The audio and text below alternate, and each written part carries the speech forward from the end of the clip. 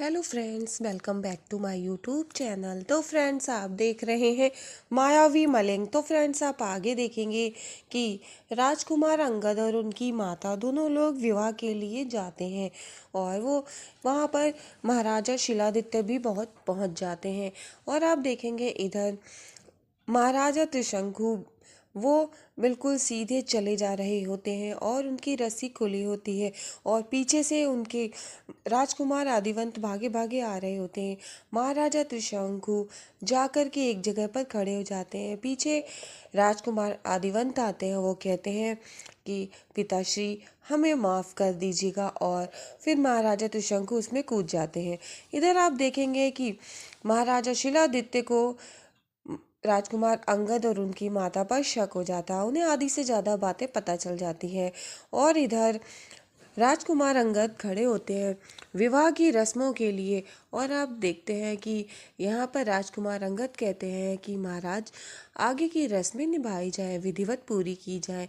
इधर राजकुमारी प्रणाली भी होती है और वो विवाह के लिए गई होती हैं। फिर इधर आप देखते हैं कि राजकुमार अंगद को ये शक होता है कि शायद महाराजा शिलादित्य को सब पता चल गया है। और इधर महाराजा शिलादित्य विधिवत पूजन स्टार्ट करते हैं और वो राजकुमार अंगद को अपनी कटार दे देते हैं। वो विधि के स्वरूप में देते हैं और फिर वो उनको सर माथे लगा करके राजकुमार अंगद महाराजा शिलादित्य के पैर छूते हैं। और फिर इधर आप देखेंगे कि महाराजा उनको याद आता है कि किस तरह से राजकुमार अंगद के पैर जल रहे थे और उनकी माता ने जो बताया, और फिर उनको जंगल में जो बात पता चली मानसरोवर वाली। और फिर आप देखेंगे कि उनको उन पर शक होता है, लेकिन फिर भी राजकुमार अंगद से वो कहते हैं कि आप बैठिए, विवाह की आगे की विधि पूरी की जाए। और फिर वो राजगुरु से कहते हैं कि राजगुरु आगे की विधि विधिवत संपन्न कराएं। और फिर वो राजगुरु कहते हैं, राजकुमारी प्रणाली, आप हल्दी और कुमकुम से अपने वर को तिलक लगाएं। और फिर राजकुमारी प्रणाली को आगे बुलाया जाता है। राजकुमारी प्रणाली को महाराजा शिलादित्य अपने साथ ले जाते हैं और फिर हल्दी और कुमकुम की थाली सामने आती है। महाराजा शिलादित्य राजकुमारी से कहते हैं कि अब आप अपने वर को हल्दी और कुमकुम का तिलक लगाएंगी। फिर पूजा की थाली आ जाती है और पूजा की थाली सामने होती है तो राजकुमारी थोड़ी झिझक रही होती है। तो महाराजा शिलादित्य उनको बताते हैं कि इस वाली उंगली से आपको तिलक लगाना है।